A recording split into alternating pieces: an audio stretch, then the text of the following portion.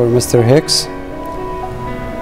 If 3 people's blood, our children's blood, is enough to calm down his anger and his rage, I hope he will have a moment to look at these children again and look at their faith and their deeds. There just may be a chance for him for redemption. 6 weeks ago, I cried tears of joy at my baby brother's wedding. Today we are crying tears of unimaginable pain over the execution-style murders of my brother Dia, his bride Yusur, and her younger sister and best friend Razan. Hello, my name is Muhammad Abu-Salha. I'm the father of Razan and Yusur Abu-Salha and the father-in-law of Dia Barakat. I'm always happy to talk about the legacy of our 3 winners. We live a tragedy for having lost them, and we believe that they were murdered savagely and unfairly because of hate, and there was no other reason whatsoever. Razan, Yusur and Dia were great children. They were accomplished, beautiful, charming, good-looking, handsome, athletic, active socialites, and they were raised as good Americans and good Muslims, practicing Muslims. They were taught to love their country and be honest and genuine to the soil they grew up on, and they eventually blended their blood with the soil. Hey, hello, my name is Yusur Abu-Salha. I am 20 years old.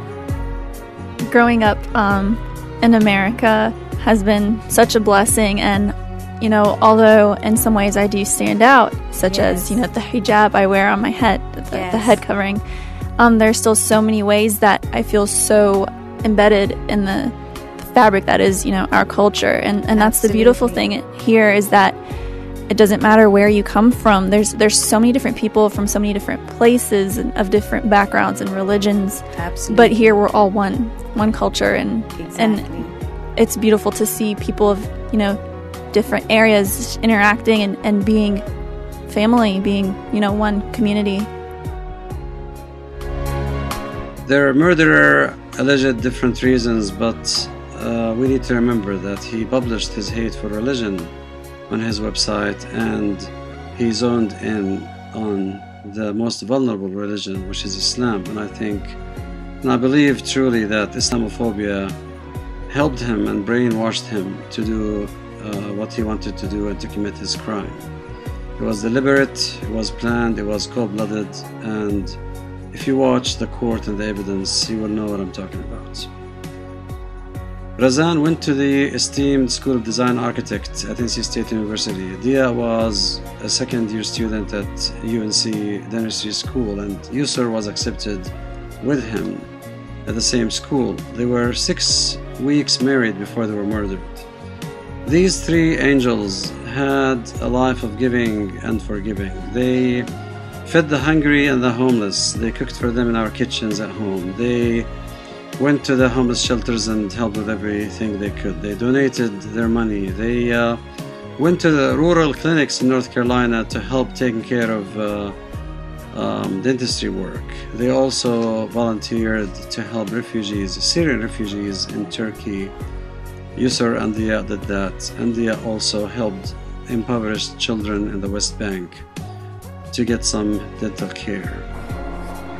Of all the amazing things on this trip, I think one thing really stood out to me, and it's the diversity that we have amongst our team, all coming together for one cause, and it's to help these children that need it. My name is Dia Barakat. I'm a dental student at UNC, and I need your help. Have you ever felt helpless about the situation in Syria and felt like you can't do anything about it? Well, this is your opportunity to help. This summer, I'm embarking on a trip to Turkey with 10 dentists to help Syrian refugee students in need of urgent dental care. We raised them to believe in God and to believe in their country and to treat everybody equally, just like the way they like to be treated. They exceeded our expectations. We did not know that by teaching them the interpretation of Quran and the legacy of Prophet Muhammad and letting him live the American dream, we did not know that we were raising giants. We are grateful to all the good Americans who came to our support and who cried with us and mourned with us and who were so supportive of us. They were perfect, you know. Growing up with them was truly a blessing. I remember I really looked up to them since I can remember, although they were younger than me. And I used to tell people they were my inspiration, but I think people thought I was exaggerating. They were just wonderful. 3 children were executed with 1 shot each in the back of their head. In very short time. They probably witnessed each other being executed. You know, the advice that Yusr's mom gave was be kind to him, because that's what we're taught in Islam, is be kind to your neighbors. And maybe with kindness he can turn around. But of course none of us ever imagined that this would be the result. First of all, we are peaceful, and that's what our faith preaches.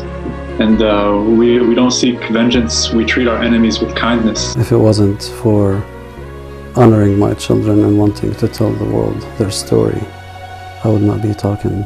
It was an execution style. This was a hate crime from a neighbor our children spoke about. It's what my daughter believed. She said, "Dad, I think he hates us for what we are and how we look."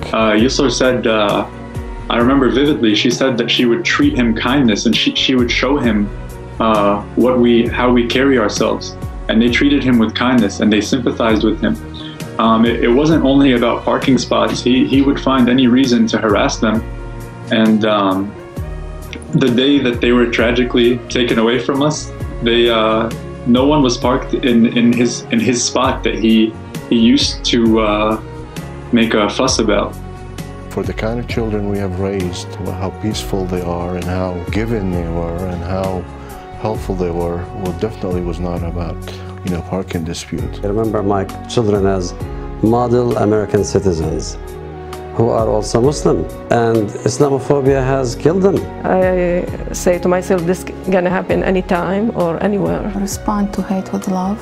Wish to your neighbor and to everybody else what you wish to yourself.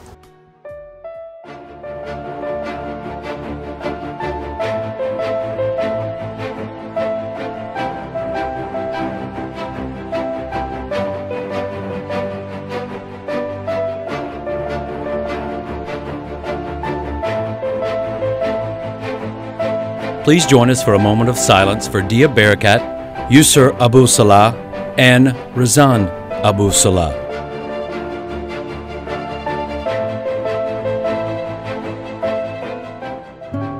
Today, we are so pleased to stand here with the Barakat and the Abu-Salha families to announce the creation of our 3 Winners Scholarship Endowment to honor 3 individuals who were bright lights in this community and in this world. And we want, as a university, to do everything we can to remember their legacy and to inspire in others here at NC State to live a life exemplary of that legacy. So humbled, we're so proud, we're so honored. I was telling everybody here, this is the first blessing and the first happy day after the tragedy, and it means a lot to us. Education was everything and is everything to my family. And if there are like top 3 things that, for my parents, you can say that mattered to them, education was up there. And there's a reason why my dad is crying today. And it's because to realize that out of this horrendous tragedy, that these incredible scholarships that will continue to provide education for so many people for so much time to come, you have made his dream come true. I think many people caught on quite quick that my brother, his wife, and Razan were very service-minded folks. So why not keep that legacy of service alive? Why not feed their legacy? That idea, guided by their faith, has prompted a national food drive, and Muslim organizations across the country are coming together to support the initiative.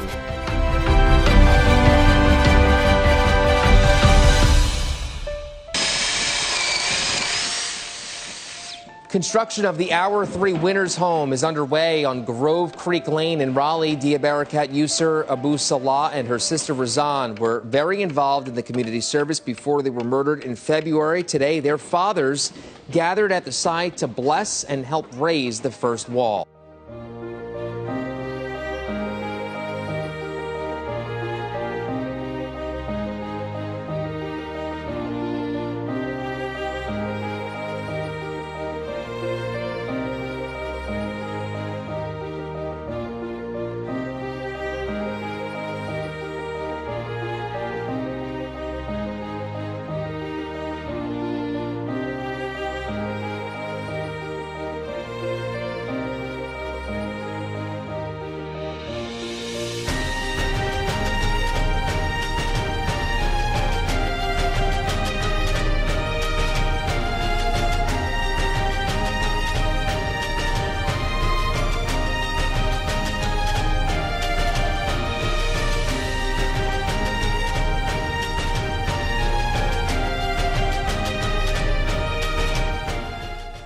Faris Barakat is hard at work, building the foundation of his brother Dia's legacy.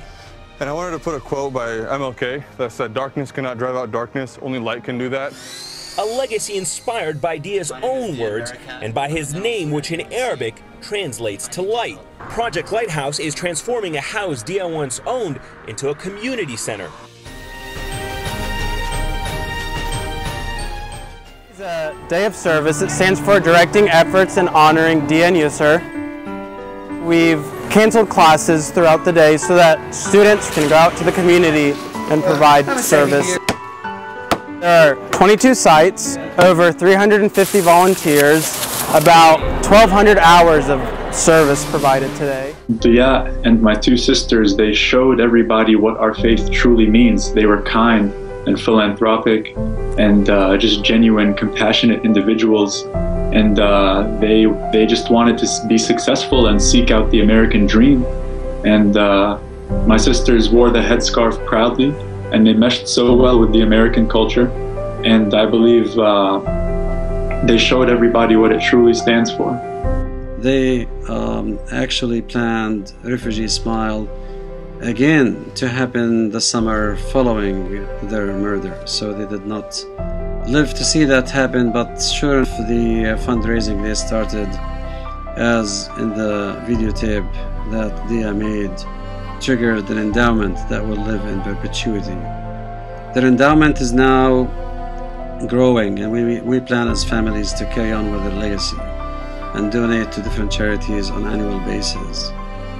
We believe that instead of being angry and vengeant, we will seek no revenge, but we will seek justice. And we want the story to be told the way it really is. And we want you to help us promote their legacy. To do that, please pray for them. Pray for our country. Please go to their endowment website, www.our3winners.org. Pray, share, and donate. Thank you all.